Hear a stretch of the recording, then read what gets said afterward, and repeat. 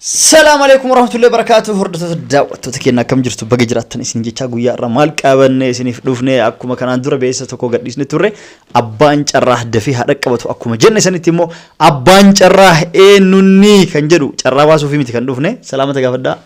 السلام عليكم ورحمة الله وبركاته. كنافو أبانج الراه نوني جتشو في متكن دوفني. Carraan kun akka isin jalan tarreef beesa takkas amma isiniif dabalee dhufne. Wanni isin dabalee dhufne maaliif kan jettan taate namoonni tokko tokko kan hin galaniiftu jira. Viidiyoo gadhiisne chaanaala Muktaar kanaa fi YouTube biraa maddetti subscribe fi sa'aatii guute. Mallaqa eegalchisne kennaaf jenne chaanaala sagalii wajjin jechuudha. Kan Muktaar wajjin walitti 10 taa'ee jechuudha. Ixaadhaa jenne namoonni tokko tokko Real Suudii kuma takka yookaan Dirhama kuma takka yookaan birrii Itoophiyaa kuma 23 jennaanin hagas qofaan gurgurtanii jedhanii gaafataa jiran. WhatsApp nama hedduu dhufe jechuudha. Warra akkasitti jira jechuudha. Yoo kuma takkitti taate anuu amma si ergaati email na ergi jedhan. Akkasii miti isin galle. Chaanaala sagalii fi kan isaa tokko wajjin chaanaala 10 jechuudha. Osoo xixiqqaa biteeti birrii miiliyoona tokko baasaa jechuudha. Chaanaalli kun osoo kuma 100 gurgurame. Amma kan Muktaar qofti immoo miiliyoona 2 ol chaanaala baasu jechuudha. Miiliyoona 500 miiliyoona 2 waan baasu jechuudha. Osoo seeran gurguramuuf ko himamu nam tokko kabeetu taate. Kanaafuu nam tokko kana dandee waan hin binneef carraan isiniif baasni carraan abbaan carraa yoo keessa oolee carraa kanatti fayyadamu ixaadha jechuudha. Lootorii biyyaan beektanimi namni miiliyoona 5 miiliyoona 1 miiliyoona 2 fa'aatu iyyuu lootorii san irraa duugeetiin yookaan immoo murateetiin carraa of eeggata. Achi keessaa kaba yookaan nama 2 yookaan nama 10niif baya jechuudha. Kuninoo kalas kafalee birri isaan deebituu fi gabiin mootummaa ta'e abbicha lootorii abbichi tokkichi achi keessa argatu immoo ittiin tujjaara jechuudha. Kunillee akkasuma YouTube 10 tu qophaa'e kurnan kana keessaa baay'ina namoota haga barbaannu yoo galmeessan taate hagas jalqabanii galmeessina osoo birriirraan fuudhiin ni galmeessa itti aansuudhaan immoo eega galmeesse booda yoo haga nama barbaachisu chaanaala kana hanga nama barbaachisu yookaan nama 10 yookaan nama 20 yookaan nama 30 haga nama barbaannaa yoo asii beenaa yoo nama hagasii ka galmoo taate mallaqa ergaa jechuun eegallaa jechuudha. Yoo namoonni hanga fakkeenyaa 30 ta'anii 40 ta'anii yoo jarri mallaqa ergan booda guyyaa carraa itti baasunillee haaluma kanaan dachaanii viidiyoon isiniif himna jechuudha. Viidiyoon isiniif himneetiniin carraan guyyaa akkana baay'ee jennee himneetiniin gaaf bahu liiviidhaan haala saniin isiniif dabarsuu fi carraan akkasii baay'ee jechuudha. Carraan ni baha. Fakkeenya 10tu carraa fudhataa 30 waan argatan jechuudha. Namni ammallee hin galiniif yoo carraan YouTube naaf bahu baate birriin tiyyanii deebiti jedhee ka gaafatee jira. Yoo ka deebitu maal goonatiin carraa goonadee akkas taananiin. Yoo ka deebitu taate akkasitti nama hagana feenaa koottatti bitadha hagana jechuu carraa eegalootorii taate namni hedduun buusa san keessaa namoonni 10 abbaa carraa ta'an fakkeenya nama 40 yookaan nama 30 ta'a yoo namni 40 fakkeenyaaf ka ixaan bu'u taate achi keessaa namni 10 fudhatee jechuudha.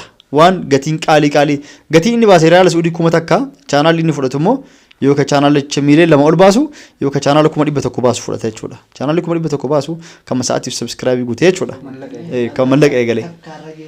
Akkasi waliigalatu chaanaala 10 tokkoffaan sadarkaan tokkoffaan chaanaala Muktaari.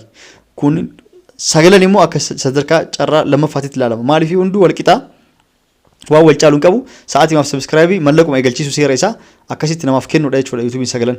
Kurnaffaa tokkoffaan sun garuu guddaadha jechuudha. Gaafa carraan bee abbichi fudhate chaanaala guddaa fudhate jechuudha. Kunin immoo gaafa birrii carraan beesan irraa ebaluuf bee fakkeenya maqaan Fooziyaa yookaan immoo Kaamilaa yookaan immoo ebaluu ta'aa maqaan bahuuf san jechuudha. Yookaan immoo Geexee ta'aa yookaan Abbabash ta'aa abba fedhe ta'uu danda'a jechuudha. Fedhu Dubaay, fedhu Itoophiyaa, fedhu Masri, fedhu biyya biraa, fedhu Ameerikaa, Awurooppaa ta'aa jechuudha. Yeroo san carraan eega bee kan Muktaar akkuma carraan beef ni kennamaaf ni fudhata jechuudha chaanaala guddicha. Sagalan kaaniin immoo eega carraan beef booda maqaa isaaniitti himatanitti maqaa isaaniitiin chaanaalli banamee fi hanga baay'ee takkaa fi guyyaa 15 yoo akkam guddate baatii 2 keessatti akkuma gurgurtaa ammaan gurguruu jiru kanatti haala saniin irra daranee fi sa'aatiif subscribe guutamee fi tarakkabsiisnaa jechuudha. Kana ka ixaa buuse immoo yoo ixaan naaf hin beeyin birriin tiyyanii deebiti jedhee ka gaafateef irra isiniif deebi'a birriin deebitu hin jirtu. Abbaa ixaa taanaan ixaa fudhattee jechuudha. Abbaan ixaa waan ta'een birriin hin deebitu jechuudha. Amma osoo birriin erguun eegalin dura isiniif himaa jechuudha. Amma namoonni haga muraasa guyyaa takka keessatti nama haga muraasa galmeessanii jiranii hanga nama barbaannu bira yoo geenne carraan kun hanga baatiillee galmeen kun hanga baatiillee yookaan immoo yoo hanga nama barbaannu arganne torbee takkatti isiniif hinnaa yookaan 15ttis yookaan baatii tokkollee yoo namni sun nu barbaannu san bira hin gahin birrii osoo hin eegalchiisin dura haaluma kanaan namoota sallaalle jechuudha yoo fakkeenyaaf nama nu barbaadnu bira ga'ee torba kana keessattuu ixaanni ba'aa jechuudha laatu waan eenuuf hin jiru waan bira ixaanni ba'aa abbichaan ala guddaan fudhata katee xiqqaa maqaa isaatiin banamee fi dalagaan eegalamee fi gaaf kan itti rakkabsine jechuudha akkasii kana fakkaataa kanaafuu hundi keessanuu carraan kun akka isin dabarreef akka lootoriitti ni galmeesti jalqaba maqaa dhuftanii namni dhibbaan dhibbatti ni kafala jedhu osoo hin bilbilin lakkoofsa iskiriin gubbaa argitan kanaan sagalee qofa waatsaappii keessanii fi muktaariin dubbistanii osoo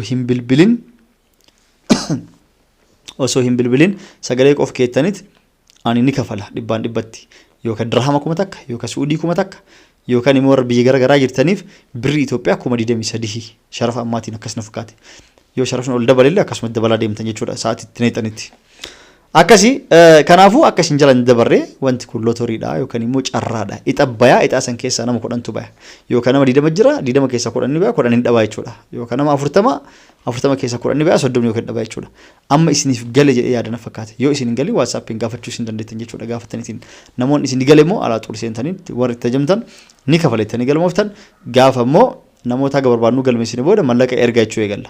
Malleen ergama malleen barbaadnu sun eegeen booda carraa guyyaa kana baasna ixaa keessan eeggadha innetiin ixaa amantummaan acbarbaraa takka malee waan takka malee amantummaan haqa seessan osoo namni tokkoon tuqin ixaa ni baasna namootan kurnan keessa namootan hangasii keessa namni 10 ixaa san keessa abbicha oolee fudhate akkasitti garuu ixaa baasnu akkas goona jechuudha kanaafuu akka isin hin dabarree isin hin jenna kana fakkaata yaad dabalataa immoo karaa waa hedduu gaafii gaafatanii gaafii gaafatan san keessa deebilee si qabaa fi mee deebisiif.